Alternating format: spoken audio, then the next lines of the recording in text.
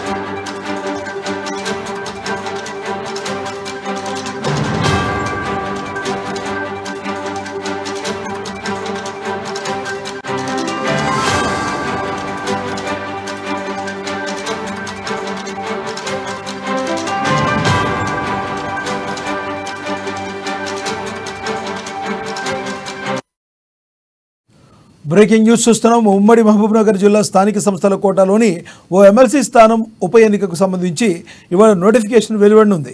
నేటి నుంచి ఈ నెల 11వ తేదీ వరకు నామినేషన్లు స్వీకరించనుండగా ఈ నెల 28న పోలింగ్ జరగనుంది. 2022 జనవరిలో ఈ స్థానం నుంచి బీఆర్ఎస్ తరఫున ఎమ్మెల్సీగా ఎన్నికైన కసిరెడ్డి నారాయణ రెడ్డి 6 ఏళ్ల పదవీ కాలం 2028 జనవరిలో ముగియాల్సి ఉంది. అయితే గతేడాది చివరిలో కాంగ్రెస్ పార్టీలో చేరిన కసిరెడ్డి అసెంబ్లీ ఎన్నికల్లో కల్వకుర్తి నుంచి ఎమ్మెల్యేగా ఎన్నికయ్యారు. దీంతో ఎమ్మెల్సీ పదవికి రాజీనామా చేశారు. ఈ నేపథ్యంలో సుమారు 4 ఏళ్ల కాలానికి ఉప ఎన్నిక జరగనుంది. ఉమ్మడి మహబూబ్నగర్ జిల్లాలో స్థానిక సంస్థల కోటాలో 2 ఎమ్మెల్సీ పదవులుండగా మరో 2 స్థానానికి కోచుకొళ్ల దామోదర్ రెడ్డి ప్రాతినిధ్యం వహిస్తున్నారు. ఇదే విషయానికి సంబంధించి మరింత సమాచారాన్ని మా ప్రతినిధి ప్రదీప్ అందిస్తారు. ప్రదీప్, చెప్పండి, మీ దగ్గర ఉన్న తాజా సమాచారం ఏంటి? లక్ష్మీనాథ్, ఈ రోజు ఉమ్మడి పాలమూరు జిల్లాకు సంబంధించి ఓ ఎమ్మెల్సీ స్థానానికి నోటిఫికేషన్ వెలువడనుంది. అయితే దీనికి సంబంధించి ఈ రోజు నోటిఫికేషన్ వెలువడనుగా ఈ నెల 11వ తేదీ వరకు నామినేషన్లను స్వీకరిస్తున్నారు. అయితే 12న నామినేషన్ల పరిశీలన ఉంటుంది. మరియు అలాగే 14వ తేదీన నామినేషన్ల ఉపసంహరణ తుది గడువుగా నిర్ణయించారు. ఏదైతే ఉమ్మడి మహబూబ్నగర్ జిల్లా స్థానిక సంస్థల కోటాలోని ఏదైతే కల్వకూరు 2 ఎమ్మెల్సీ స్థానాలకు గాను ఒకటి కసిరెడ్డి నారాయణ రెడ్డి గతంలో ఎమ్మెల్సీగా మా బీఆర్ఎస్ పార్టీ తరఫున 2022 జనవరిలో బీఆర్ఎస్ ఎమ్మెల్సీగా ఎన్నికయ్యారు. దీనికి సంబంధించి 6 ఏళ్ల పదవీ కాలం ఉండగానే 2028 వరకు అతని పదవీ కాలం కొనసాగనున్న నేపథ్యంలో అయితే గత ఏడాది కసిరెడ్డి నారాయణ రెడ్డి బీఆర్ఎస్ పార్టీని విడి కాంగ్రెస్ పార్టీలో చేరి అయితే గత ఎమ్మెల్యేగా ఎన్నికైన నేపథ్యంలో కసిరెడ్డి నారాయణ రెడ్డి ఎమ్మెల్సీ పదవికి రాజీనామా చేశారు. దాంతో ఎమ్మెల్సీ స్థానం ఖాళీ అయిందనే చెప్పొచ్చు. దీనికి సంబంధించి ఇప్పటికే ఈ రోజు నోటిఫికేషన్ వెలువడిన నేపథ్యంలో దీనికి సంబంధించి కాంగ్రెస్ పార్టీ కూడా దానికి సంబంధించి పూర్తి సమాయత్తమైందనే చెప్పొచ్చు. దీనికి సంబంధించి ఇప్పటికే ఒక స్థానానికి ఎమ్మెల్సీ కూచుకుళ్ల దామోదర్ రెడ్డి ప్రాతినిధ్యం వహిస్తుండగా మరోవైపున 2వ స్థానం కూడా కాంగ్రెస్ పార్టీ కైవసం చేసుకోవాలన్న దిశలో ప్రయత్నాలు అయితే మొదలుపెట్టిందనే చెప్పొచ్చు.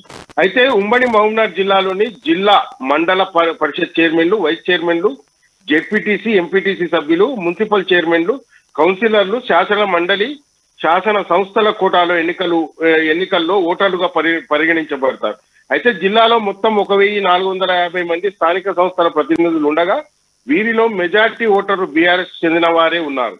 ఆశావాహులతో పాటు తాజా మాజీ ఎమ్మెల్యేలు కొందరు పార్టీ అధినేత కేసీఆర్ ను తమకు ఎమ్మెల్సీ పదవి కేటాయించాలి, ఏదైతే అభ్యర్థిత్వాన్ని కేటాయించాలని కూడా కోరుతున్న నేపథ్యంలో మరోవైపు సీఎం రేవంత్ రెడ్డి సొంత జిల్లా కావడంతో కాంగ్రెస్ పార్టీ కూడా ఈ ఎమ్మెల్సీ ఎన్నికను ప్రతిష్టాత్మకంగా తీసుకుందని చెప్పొచ్చు.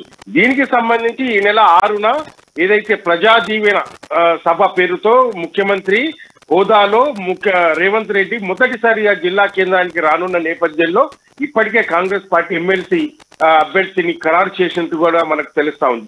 ఈ సభ ద్వారానే ఎమ్మెల్సీ అభ్యర్థిని కూడా ప్రకటించనున్న నేపథ్యంలో కాంగ్రెస్ పార్టీ అయితే ఈ ఎమ్మెల్సీ ఎన్నిక ఎట్లాగైనా గెలవాలన్న పట్టుదలతో ఉందని కూడా మనం చెప్పొచ్చు. లక్ష్మీనాథ్. Thank you Pradeep.